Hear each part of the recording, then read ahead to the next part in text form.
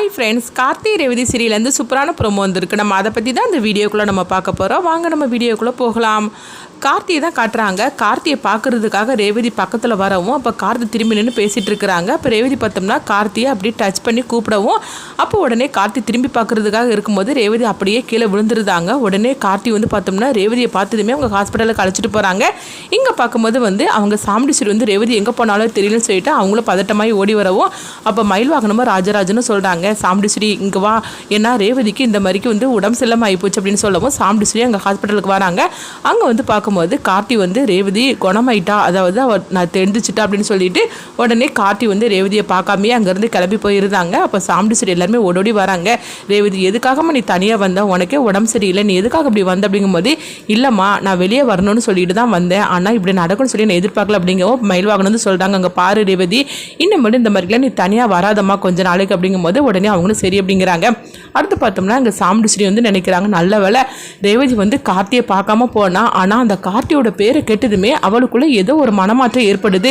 இதுக்கெல்லாம் ஒரு முற்றுப்புள்ளி வைக்கணும்னா சீக்கிரமாகவே நம்ம ரேவதிக்கு வேற ஒரு கல்யாணம் பண்ணி வைக்கணும்னு சொல்லிட்டு சூரியகலா அப்படிங்கிறவங்களுக்கு ஃபோன் பண்ணவும் அப்போ சூரியகலா வந்து சொல்கிறாங்க, நான் அங்கே தான் வந்துட்டு இருக்கிறேன் அப்படின்னு சொல்லும்போது நீ சீக்கிரமாகவே வா, உங்கள் அண்ணனுக்கும் ரேவதிக்கு நம்ம கூடிய சீக்கிரமே கல்யாணம் பண்ணி வைக்கணும் அப்படின்னு சொல்லிட்டு ரேவதிக்குள்ள எல்லா கதையுமே வந்து சூரியகலாட்ட சொன்னனால சூரியகலா வந்து சொல்கிறாங்க, அதை பற்றி ஒன்றும் பிரச்சனை கிடையாது, ரேவதியோட பழைய வாழ்க்கையெல்லாம் எங்களுக்கு தேவை கிடையாது, ஆனால் ஏற்கனவே ரேவதியும் எங்கள் அண்ணனுக்கும் கல்யாணம் பண்ணி வைக்கணும்னு சொல்லி நான் ஆசைப்பட்டேன், அப்போ நீங்கள் முடியாதுன்னு சொல்லிட்டீங்க, ஆனால் இப்போ நீங்கள் சம்மதிச்சிருக்கிறீங்களே அதுவே எங்களுக்கு போகிறோம், அதனால ரேவதியோட கடந்த கால வாழ்க்கை பற்றி எனக்கு கவலை கிடையாது அப்படின்னு சொல்லவும் உடனே சாமுண்டீஸ்வரி சந்தோஷப்பட்டு இருக்கிறாங்க. சூரியகலா எப்படியாவது நம்ம வீட்டுக்கு வந்துட்டா போகிறோம், அதுக்கு பிறகு சூரியகலாவோட அண்ணனுக்கும் ரேவதிக்கு நம்ம கல்யாணம் பண்ணி வச்சிட வேண்டியதான்னு சொல்லிட்டு நினைக்கிறாங்க. இங்கே பார்த்தோம்னா சிவனாண்டியும் முத்துவேடு தான் காட்டுறோம். அப்போ வந்து ஊர் ஜனங்க எல்லாருமே வந்து சாமுண்டீஸ்வரியோட வீட்டுக்கு போகிறாங்க. அம்மா கோயிலில் நாளைக்கு ஃபங்க்ஷன் வருது, அது மட்டும் இல்லாமல் கோயிலில் நாளைக்கு உங்களுக்கு முதல் மரியாதை கொடுக்கணும்னு சொல்லிட்டு நாங்கள் முடிவு பண்ணியிருக்கிறோம் அப்படிங்கவும் உடனே எல்லாருமே சந்தோஷப்பட்டு இருக்கிறாங்க. அடுத்தது சிவனாண்டி வந்து முத்துவேட்டு சொல்றாங்க, சாமுண்டீஸ்வரிக்கு முதல் மரியாதை கொடுக்க போறாங்களாம், என்ன இந்த மாதிரிக்கு தனி மரமா ஆக்கிட்டு அவள் என்னன்னா குடும்பத்தோட சந்தோஷமாக இருக்கிறா, இந்த ஊர்க்காரங்களும் அவளுக்கு கோயிலில் முதல் மரியாதை கொடுக்க போகிறாங்களாம், அது நடக்கவே கூடாது அப்படின்னு சொல்லவும் இப்போ முத்துவில் வந்து சிவனாண்டி மகனே நீ சொல்கிறது கரெக்டு தான், இப்போ என்ன பண்ணலாம் அப்படிங்கும்போது அவளை தூக்கிட வேண்டியதுதான், அப்போ எப்படி அவளுக்கு முதல் மரியாதை கிடைக்குதுன்னு நானும் பார்த்துறது அப்படின்னு சொல்லவும் உடனே முத்துவேலும் ஆமாம் மகனே நீ சொல்கிறது கரெக்டு தான், நீயும் அதாவது உன்னையும் மருமகளையும் பிரித்து வச்சது மட்டும் இல்லாமல் அவன் மட்டும் குடும்பத்தோட சந்தோஷமாக இருந்துட்டு இருக்காளா, அது நடக்கவே கூடாது அப்படின்னு சொல்லிட்டு அவங்க பார்த்தோம்னா சாமுண்டீஸ்வரியை அவங்க தூக்குறது எல்லா ஏற்பாடும் பண்றாங்க.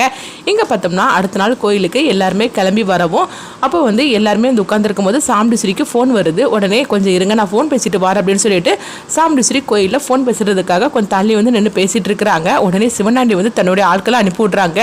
சாமுண்டீஸ்வரி இங்க இருந்து பேசிட்டு இருக்கிறா ஃபோனு, அதனால வந்து இதான் சரியான நேரம், அவளை தூக்கிருங்கடா அப்படின்னு சொல்லும் போது அவங்களும் சரின்னு சொல்லிட்டு அவங்க சாமுண்டீஸ்வரிக்கு பார்த்தோம்னா அந்த அதாவது தூக்கிறதுக்குள்ள அந்த மருந்து இருக்குதுல்ல அந்த மருந்தை அவங்க முகத்துல வைக்கிறாங்க. அவங்க அப்படியே பார்த்தோம்னா தூங்கி விழுந்துடவும் சாமுண்டீஸ்வரியை தூக்கிட்டு ஒரு காரில் வந்து அவங்க தூக்கிட்டு அங்கேருந்து கிளம்பி போயிருந்தாங்க.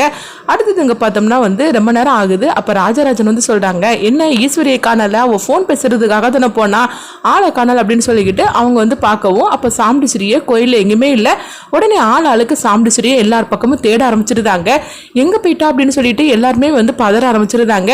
சரி ஃபோன் பண்ணி பார்க்கலாம் அப்படின்னு சொல்லிட்டு ஃபோன் பண்ணி பார்க்குறாங்க. ஆனால் ஃபோனே எடுக்கவே இல்லை. இதனால அவங்களுக்குள்ள ஒரு பதட்டம் வருது. ஐயோ ஈஸ்வரி எங்க போனானே தெரியலன்னு சொல்லிட்டு ராஜராஜன் சொல்லிட்டு இருக்கும்போது அப்போ ஊர்க்காரங்களாம் சொல்லிட்டு இருக்கிறாங்க, ஐயா அம்மாவை எங்க பூஜைக்கு நேரம் ஆகி போச்சுது, அம்மாவுக்கு முதல் மரியாதை கொடுக்கணும் அப்படின்னு சொல்லவும் உடனே வந்து அவங்களும் சொல்கிறாங்க, சாமுண்டீஸ்வரியை தான் ஆளை காணலை, அவளாவது தேடிட்டு இருக்கிற அப்படிங்கும்போது எல்லா பக்கமும் தேடுறாங்க. அப்போ அவங்களுக்குள்ள ஒரு பதட்டம் வருது. அப்போ மயில் வாங்கன்னு சொல்கிறாங்க, ஒருவேளை அத்தையே அந்த சிவனாண்டி வந்து ஏதாவது பண்ணியிருப்பான்னு அப்படிங்கும்போது ஐயோ என்ன மாப்பிள்ள சொல்லிட்டு இருக்கிறீங்க அப்படிங்கும்போது ஆமாம் எனக்கு என்ன பண்ணுதுன்னே தெரியல அப்படிங்கவும் உடனே வந்து ரேவதிக்கு கார்த்தியோட ஞாபகம் வருது. கார்த்திக்கு நம்ம ஃபோன் பண்ணி பேசிட்டா என்ன அப்படின்னு சொல்லிட்டு ரேவதி நினைக்கவும் அடுத்ததாக பார்த்தோம்னா அவங்க கார்த்தியோட நம்பரை வந்து அவங்க ஃபோன் நம்பர் வந்து யார்கிட்டையும் அவங்க வந்து வாங்கியிருந்தாங்க. அப்போ அவங்களும் வந்து அந்த நம்பரை கொடுக்கவும் உடனே ரேவதி வந்து கார்த்திக்கு ஃபோன் பண்ணுறாங்க.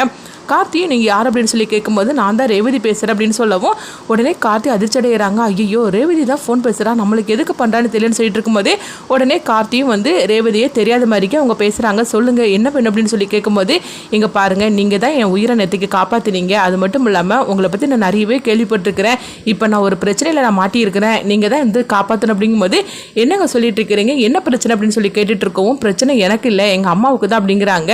நீங்கள் சொல்கிறத பார்க்கும்போது என்னென்னு தெரியும் புரியலையே, நீங்கள் கொஞ்சம் விவரமாக சொல்லுங்கள் அப்படின்னு கார்த்தி சொல்லவும் உடனே வந்து ரேவதியும் சொல்கிறாங்க, அதாவது எங்கள் அம்மாவுக்கு முதல் மரியாதை கொடுக்கணும்னு சொல்லிட்டு இங்கே வந்து ஊர்க்காரங்க எல்லாம் முடிவு பண்ணினாங்க.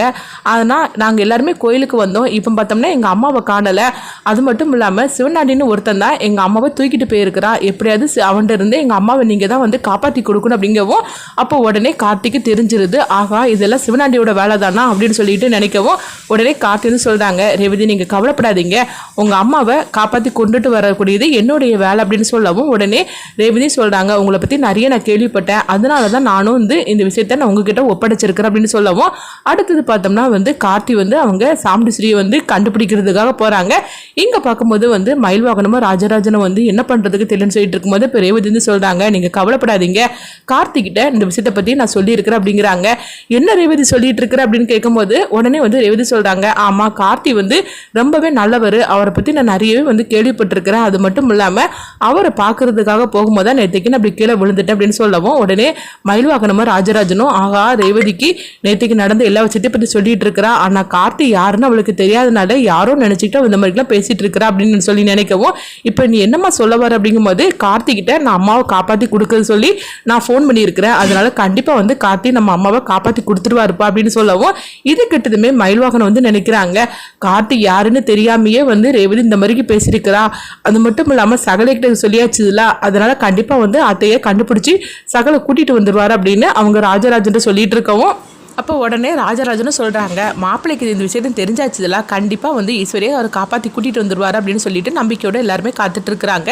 அப்போ ஊர் ஜனங்க எல்லாரும் வரவும் உடனே ரேவதி வந்து சொல்கிறாங்க, நீங்கள் வந்து சாமிக்கு என்னென்ன பூஜை பண்ணணுமோ அதெல்லாம் ரெடி பண்ணுங்கள், கண்டிப்பாக அம்மாவுக்கு கொஞ்ச நேரத்தில் வந்துடுவாங்க அப்படின்னு சொல்லவும் உடனே அவங்களும் சரி அப்படிங்கிறாங்க. அடுத்து பார்த்தோம்னா கார்த்தி வந்து அவங்க சிவனாண்டி எந்த இடத்துல அடைச்சி வச்சுருப்போம் அப்படின்னு சொல்லிட்டு அவங்க வந்து பார்த்தோம்னா கண்டுபிடிக்கிறதுக்கு ஆரம்பிச்சிருந்தாங்க.